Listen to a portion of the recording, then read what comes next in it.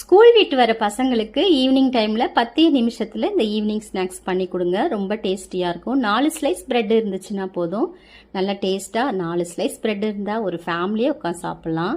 இதுக்கு ஒரு பாத்திரத்தில் 1 கரண்டி மைதா மாவு, 1 கரண்டி கடலை மாவு, 3/4 கரண்டி அரிசி மாவு, 1/2 டீஸ்பூன் கருப்பு எள்ளு, 1/2 டீஸ்பூன் மிளகாய்த்தூள், 1/4 டீஸ்பூன் சால்ட்டு, 1 பிஞ்ச் அளவுக்கு குக்கிங் சோடா சேர்த்துட்டு ஒரு 1/4 டம்ளர் அளவுக்கு தண்ணி ஊற்றி நல்லா இந்த பதத்துக்கு நல்லா கட்டி இல்லாமல் கரைச்சி எடுத்துக்கோங்க.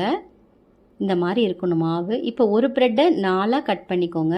இப்போ கட் பண்ண ப்ரெட்டு துண்டுகளை மாவில் சேர்த்து நல்லா மாவு எல்லா இடமும் படுற மாதிரி ஸ்பூன் வச்சு இந்த மாதிரி கலந்துக்கோங்க.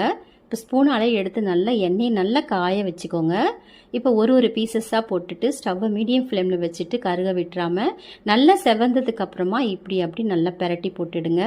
வெளியில் நல்லா மொறுன்னு உள்ள சாஃப்டாக ரொம்ப நல்லாயிருக்கும் சாப்பிட்றதுக்கு.